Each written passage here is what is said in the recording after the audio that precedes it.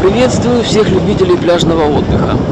Сегодня я расскажу еще об одной модели навеса от солнца, которую производит наша компания. Размер этого навеса 3 на 3 метра. Его отличительной особенностью является то, что его экран изготовлен из эластичной ткани, что позволяет расширить варианты его установки. Например, его можно установить на двух стойках в форме бабочки, как он установлен сейчас. Преимуществом такой установки является то, что два противоположных угла навеса получаются наклонены вниз.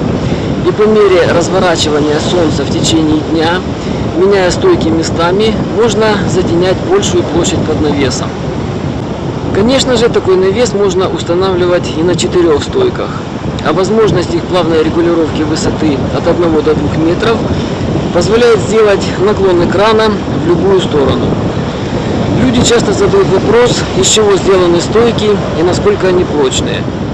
Стойки выполнены из металла, а их прочности с запасом хватает для выполнения своих функций. Здесь стойки не несут особых нагрузок и служат только для поддержки экрана навеса. Я использую свой навес с такими же стойками уже 8-й сезон. Устанавливал его и в песок, и в воду, все работает, поломок еще не было.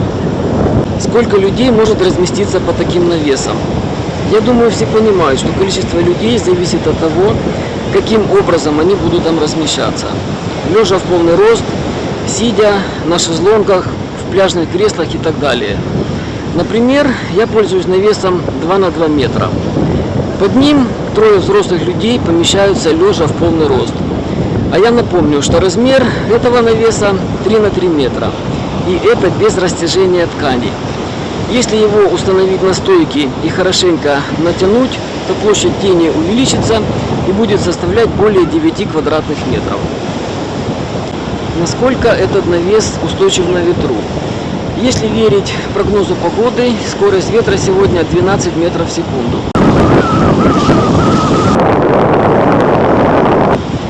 Как видите, даже при таком ветре навес устойчиво стоит. Это при том, что при установке этого навеса стойки закапывать не нужно. Они просто устанавливаются на песок. Теперь то, что касается мешков. Во всей конструкции навеса мешки несут основную нагрузку. Их главная задача – надежно удерживать навес, причем не только в спокойную погоду, но и при ветре. На пляжах, где нет песка, их можно наполнить камнями, морской галькой. На песчаных пляжах для большего утяжеления в них можно засыпать мокрый песок. А для улучшения фиксации мешки можно полностью закопать в песке и быть уверенным, что никакой ветер не сдвинет ваш навес с места. В связи с этим мешки подвержены большему износу, чем экран. Поэтому уже традиционно все модели наших навесов, как более дорогие, так и бюджетные, комплектуются мешками, изготовленными из прочной тентовой ткани. Верхняя часть мешков, куда втягивается веревка, сделана из ткани, из которой мы шьем чехлы. Она еще прочнее и крепче.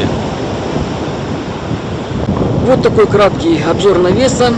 Если у вас остались вопросы, звоните по указанному телефону.